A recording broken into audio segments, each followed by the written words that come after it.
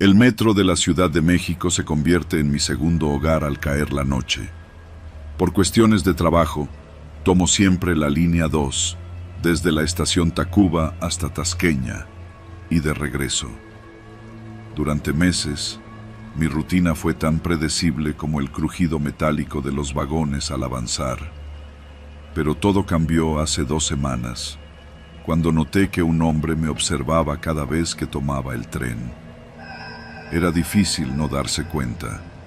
Su figura delgada, siempre vestida con una chamarra oscura y gorra, se ubicaba estratégicamente en el mismo vagón que yo, siempre a una distancia prudente. No importaba si cambiaba de asiento o si bajaba en estaciones intermedias. Él siempre reaparecía, como si supiera exactamente dónde iba. La primera vez que lo noté, pensé que era coincidencia. Al día siguiente, la sensación de incomodidad se intensificó. Sus ojos oscuros no se desviaban ni un segundo.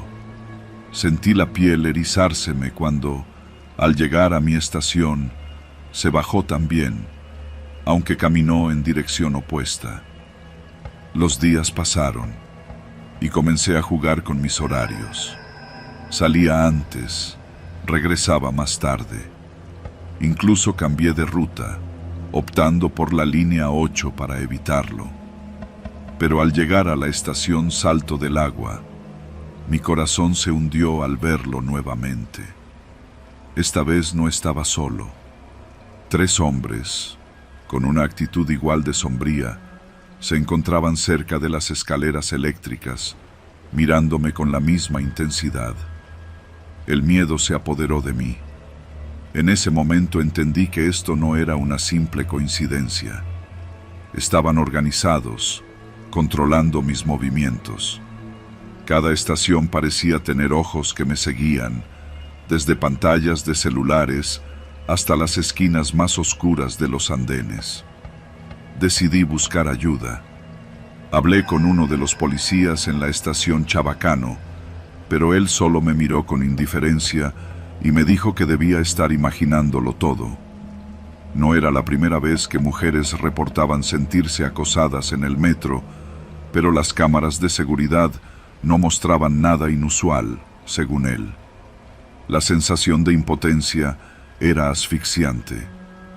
Al día siguiente, tomé el metro con el corazón acelerado, consciente de cada persona que subía al vagón.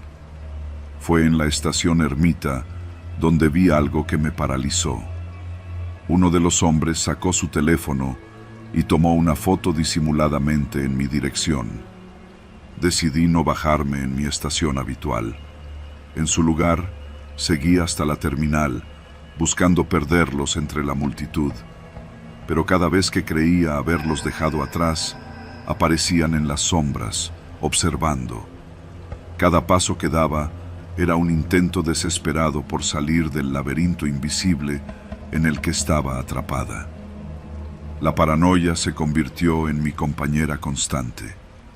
Evitaba el metro, pero las cosas no mejoraron. Una noche, al salir de una tienda cercana, vi un auto estacionado frente a mi casa. Adentro, una figura oscura encendía un cigarro mientras sus ojos seguían mis movimientos. Sentí que mi vida se desmoronaba. ¿A quién podía acudir? ¿Cómo podía enfrentarme a algo que parecía invisible para todos menos para mí? Por las noches, los sueños me devolvían a los vagones, a esos ojos que nunca parpadeaban. Sentía sus presencias incluso en la oscuridad de mi cuarto. Finalmente, decidí hacer lo que parecía impensable: enfrentarme a uno de ellos. Una tarde, en la estación San Antonio Abad, caminé directamente hacia el hombre que siempre tomaba la misma línea que yo. Su mirada no mostró sorpresa, solo una ligera sonrisa que me provocó escalofríos.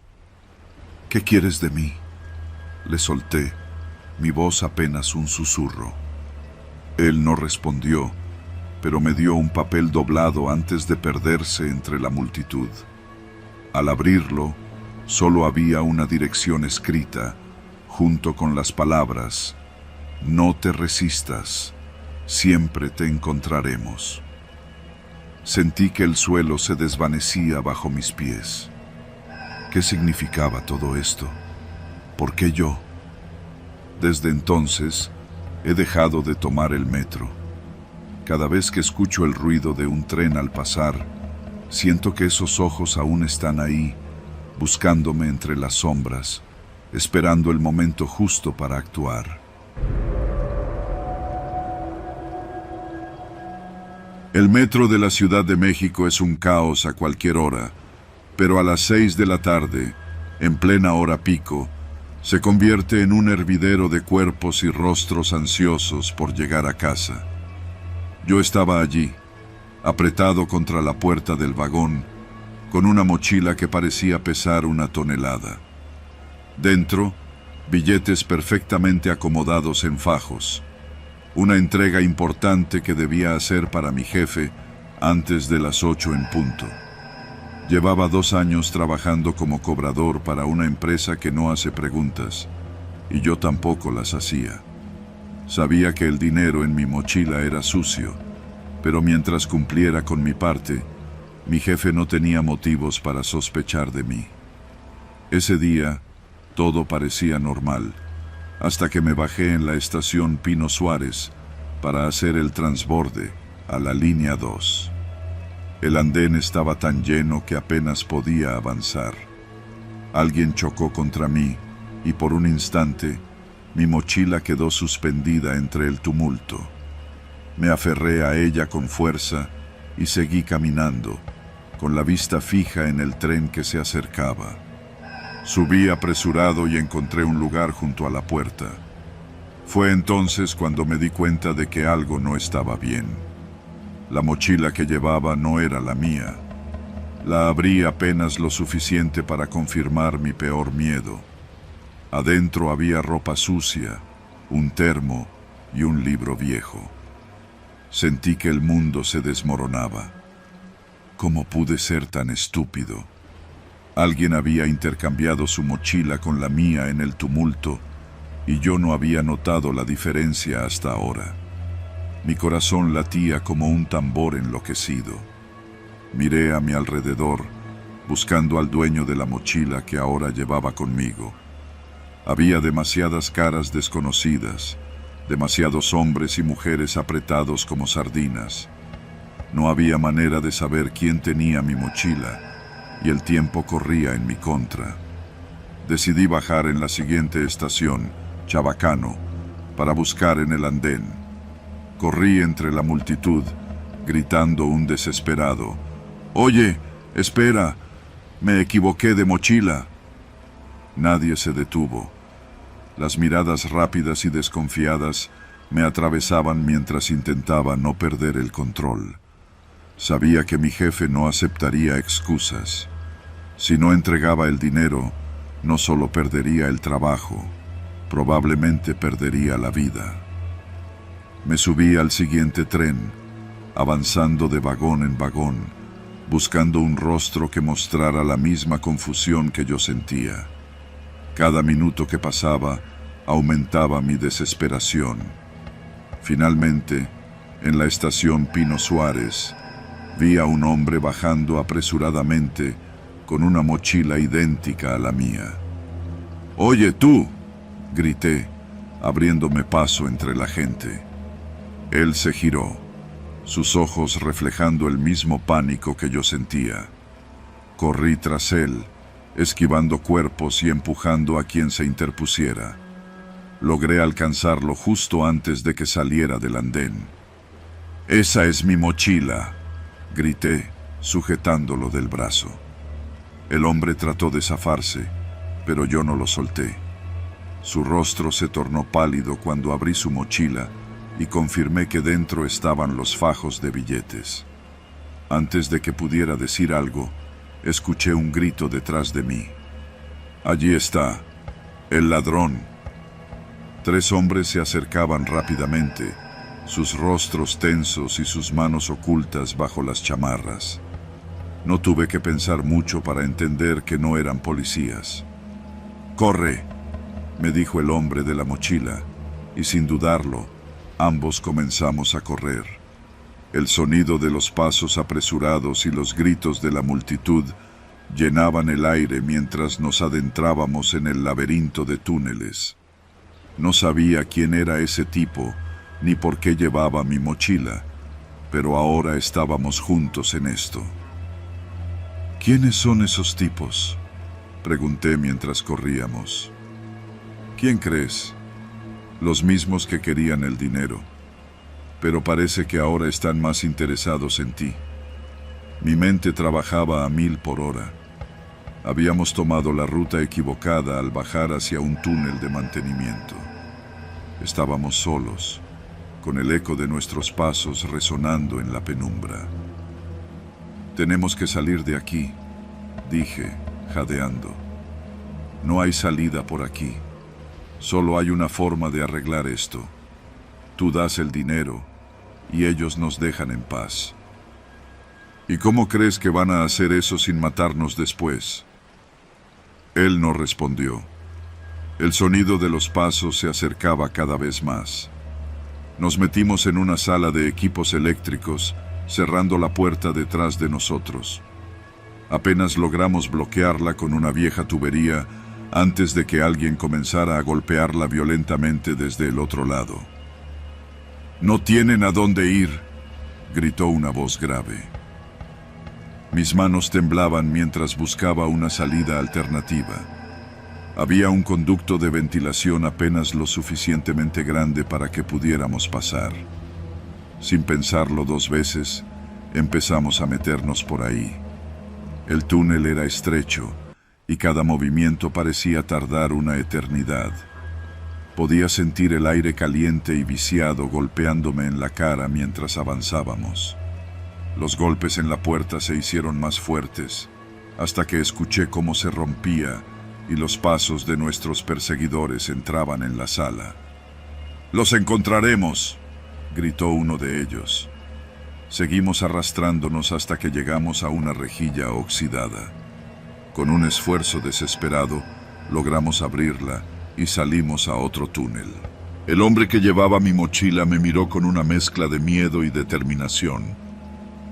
«Ellos no se detendrán, y tú lo sabes». «¿Por qué llevabas el dinero?», pregunté.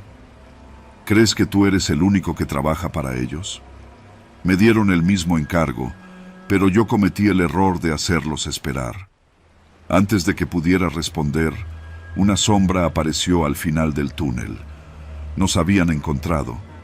El hombre sacó un cuchillo que llevaba oculto en su bota y se giró hacia mí. «Lo siento, amigo. No pienso morir aquí».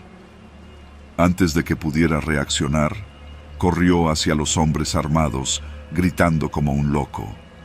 Aproveché la distracción para escapar, corriendo con todo lo que me quedaba hacia la luz que se veía a lo lejos. Llegué a una salida de emergencia que daba a una calle desierta. Sin mirar atrás, corrí hacia la ciudad iluminada, con la mochila llena de dinero todavía en mis manos, y el sonido de los gritos y disparos resonando en mis oídos. Sabía que esto no había terminado.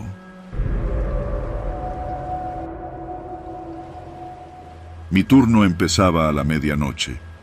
Era un trabajo solitario, pero pagaba bien. Las entrañas del metro de la Ciudad de México, un laberinto de túneles y ecos, eran mi territorio. Me llamo Saúl y llevaba 4 años como técnico de mantenimiento. Las reparaciones nocturnas siempre tenían algo inquietante: el silencio, la oscuridad, los ruidos de origen incierto. Pero esa noche, todo se sintió distinto desde el principio.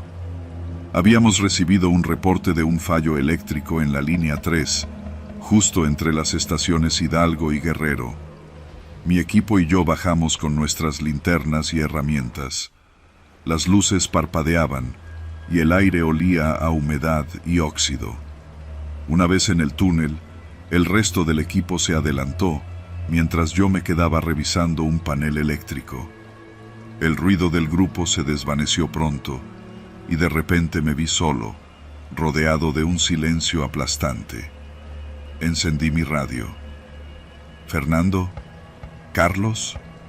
Llamé, pero solo escuché estática. Probé de nuevo, pero nada. Debía alcanzarlos rápido. Recogí mis herramientas y empecé a caminar por los rieles. La luz de mi linterna iluminaba apenas unos metros frente a mí. Los túneles eran un mundo aparte, con sus propios sonidos, gotas cayendo, el murmullo de los cables eléctricos y de vez en cuando un lejano estruendo que hacía temblar las paredes. A unos 200 metros vi una bifurcación que no recordaba. Mis pasos resonaron mientras me acercaba, pero al doblar hacia la derecha, escuché algo que me hizo detenerme. Pasos, rápidos y firmes, detrás de mí. Me giré de golpe, enfocando con la linterna. ¿Fernando? ¿Carlos? Pregunté en voz alta. Nada, solo el eco de mi propia voz. Un escalofrío me recorrió la espalda. Volví a caminar, más rápido esta vez. Los pasos detrás de mí se hicieron más claros, acercándose con cada segundo. Dejé de mirar atrás y corrí. No sabía quién o qué estaba ahí, pero no quería averiguarlo. Al llegar a una zona de mantenimiento, busqué un lugar para esconderme. Me metí detrás de una vieja consola de control, apagué mi linterna y contuve la respiración. Los pasos se detuvieron, pero no me atreví a asomarme. Entonces, oí voces. ¿Seguro que nadie más entró?, preguntó alguien con un tono áspero. Te digo que solo fue un ruido. Debemos seguir. La carga no puede esperar, respondió otro, más grave. Me quedé helado. Esas voces no eran de mi equipo. Me asomé apenas un poco, y entre las sombras vi a 3 hombres. Llevaban mochilas grandes, y sus rostros estaban cubiertos con pasamontañas. Uno cargaba lo que parecía ser un rifle. Vamos, antes de que pase el siguiente tren, ordenó el líder, y los vi avanzar hacia el túnel principal. Sentí que el corazón se me iba a salir del pecho. Esos hombres no eran simples trabajadores. Estaban usando los túneles para algo más, algo que claramente no querían que nadie viera. Esperé a que el sonido de sus pasos se desvaneciera antes de moverme. Tenía que salir de ahí y encontrar a mi equipo. Pero apenas avancé unos metros, uno de ellos gritó: ¡Alguien estuvo aquí! Corrí sin pensar, esquivando tuberías y cables sueltos. El eco de sus gritos y pasos persiguiéndome llenaba el túnel. Tomé una bifurcación, luego otra, pero todo parecía igual: rieles infinitos y paredes de concreto. Tropecé con una caja de herramientas abandonada y caí al suelo.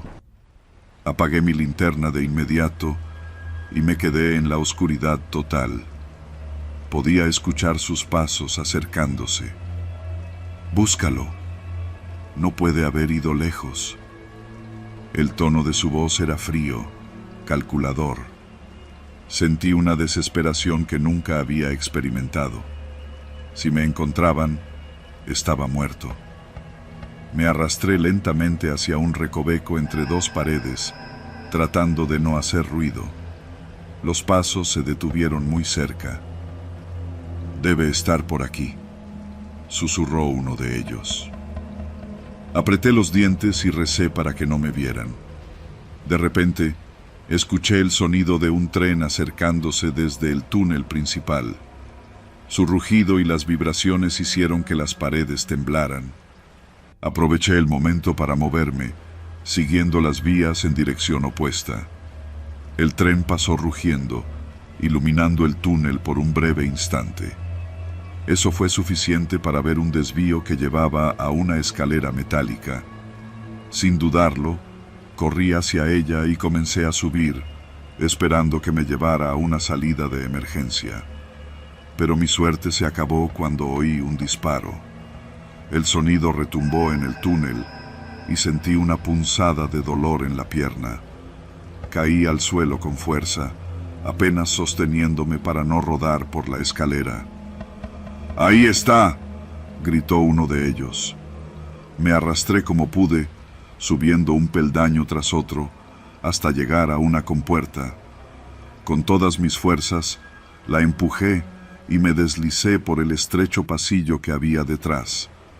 Cerré la compuerta justo a tiempo, escuchando cómo golpeaban del otro lado. Estaba atrapado, pero al menos tenía un momento para pensar.